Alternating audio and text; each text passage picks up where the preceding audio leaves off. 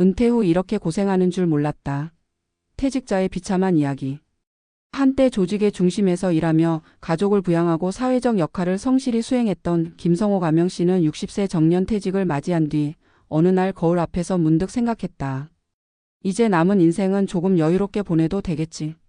그러나 현실은 그렇게 호락호락하지 않았다. 퇴직과 동시에 고정 수입이 끊기고 기대했던 국민연금은 생각보다 적었으며 자녀들은 여전히 경제적으로 독립하지 못했다.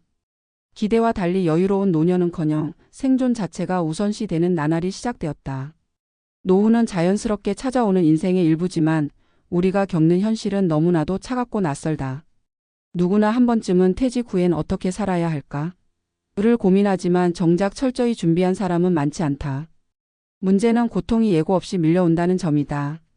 퇴직 후 삶은 마치 새롭게 시작되는 인생 2막이 아니라 준비되지 않은 이들에게는 깊은 절벽과도 같다.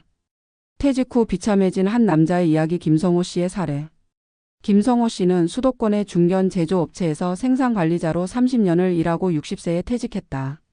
매달 안정적인 급여를 받았고 가족과 함께 작은 아파트에서 별 탈 없이 살았다. 그는 직장 생활 내내 성실했고 퇴직이 가까워지자 국민연금과 퇴직금으로 충분히 노후를 버틸 수 있으리라 여겼다. 하지만 정작 퇴직을 하자마자 예상치 못한 문제가 연쇄적으로 발생했다. 첫 번째는 자녀의 진학과 취업 지원이다. 대학을 졸업한 큰아들은 취업이 어려워 집에서 준비 중이었고 둘째는 대학원 진학을 원했다. 두 자녀 모두 경제적 지원을 필요로 했다. 퇴직금을 일부 학자금으로 사용하면서 김 씨 부부의 노후 자금은 빠르게 줄어들었다. 두 번째 문제는 주거비와 생활비였다. 퇴직 이후에도 아파트 관리비, 각종 공과금, 식비 등 고정 지출은 줄지 않았고 병원비는 오히려 늘어났다. 김 씨의 국민연금 수령액은 매달 90만 원 남짓. 부부가 함께 받는 금액을 합쳐도 160만 원 정도였다. 이 돈으로 가족 전체의 생활비를 충당하기에는 턱없이 부족했다. 결국 김 씨는 다시 일자리를 구하기 시작했다. 하지만 고령이라는 이유로 정규직 취업은 어려웠고 마트 배송 보조, 택배 분류, 경비직 등을 전전했다. 그마저도 체력적으로 힘들고 임금은 최저 수준이었다. 그는 내가 왜 이렇게까지 살아야 하나라는 생각에 빠졌고 무기력과 우울감이 찾아왔다. 명예롭던 과거는 더 이상 의미가 없었다. 이 사례는 단순히 한 사람의 문제가 아니다. 우리 사회가 겪고 있는 구조적 문제이며 수많은 은퇴자들이 직면한 현실이다. 은퇴 후 고통을 줄이기 위한 5가지 생존 전략. 김성호 씨의 사례는 우리에게 명확한 질문을 던진다. 왜 준비되었음에도 불구하고 고통받는가? 그리고 앞으로 은퇴를 준비하는 이들은 무엇을 해야 하는가? 1. 국민연금만 믿지 말라. 제2의 소득원을 구축하라. 국민연금은 은퇴 후 최소한의 삶을 위한 기초 안전망일 뿐이다. 개인의 은퇴 생활비로는 턱없이 부족하다. 최근 통계에 따르면 평균 국민연금 수령액은 100만 원을 넘지 않는다. 여기에 의존해선 안 된다. 퇴직 전 반드시 노후 현금 흐름을 계획해야 하며 이를 위해 다음과 같은 소득원을 고려할 수 있다. 임대소득, 작은 상가나 원룸 투자, 배당소득, ETF, 고배당 주식, 프리랜서 업무나 컨설팅, 온라인 플랫폼 활용 수익, 블로그, 유튜브, 전자책 등. 중요한 것은 수동적인 연금 외에 능동적인 현금 흐름을 만들어야 한다는 점이다. 2. 퇴직금은 절대 생활비로 쓰지 마라. 많은 은퇴자들이 퇴직금을 일상 생활비로 소진한다. 그러나 퇴직금은 비상금 혹은 투자자금이어야 한다. 만약 생활비로 사용할 수밖에 없다면 퇴직 전 생활 패턴을 대폭 조정해야 한다. 퇴직금은 자산을 증식시킬 수 있는 씨앗으로 활용되어야 한다. 특히 월세 수익을 기대할 수 있는 부동산, 안정적인 금융상품 또는 재교육의 투자의 제2의 커리어를 위한 발판으로 삼는 것이 중요하다. 3.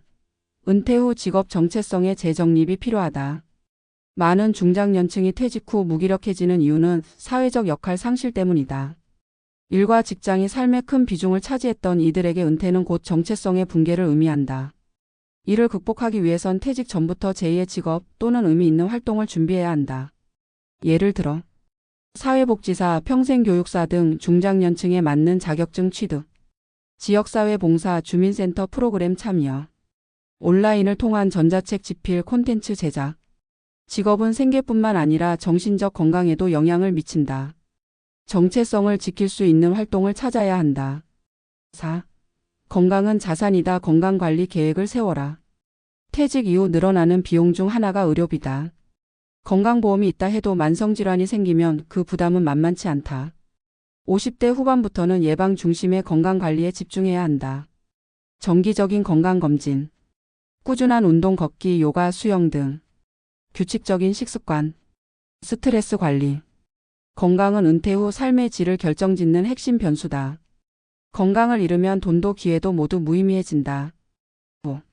자녀에 대한 경제적 지원, 현실적으로 선을 그어야 한다. 많은 부모 세대가 자녀의 결혼, 집 마련, 학비를 모두 책임지려 한다. 하지만 이로 인해 자신의 노후가 무너지는 경우가 허다하다. 자녀가 미성숙하더라도 부모가 무한정 지원하는 것은 정답이 아니다. 일정한 기준을 정하고 자녀에게 경제적 자립을 유도해야 한다. 이에 대학 등록금까지만 지원, 결혼 자금은 대출 권유 등 자녀가 아닌 자신의 노후에 우선순위를 두는 것이 건강한 가족 관계의 기초가 된다. 퇴직은 단지 회사에서의 마지막 날이 아니라 인생의 새로운 시작이다.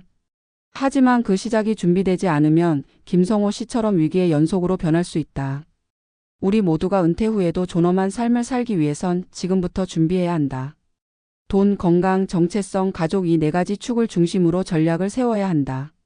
이 글을 읽는 당신이 아직 은퇴 전이라면 지금 이 순간이 노후 준비의 가장 빠른 시점이다. 이미 은퇴했다면 지금이라도 전략을 수정해 나가는 것이 늦지 않았다. 인생의 이 막은 당신이 어떻게 준비하느냐에 따라 새로운 기회가 될 수도 지속된 고통이 될 수도 있다.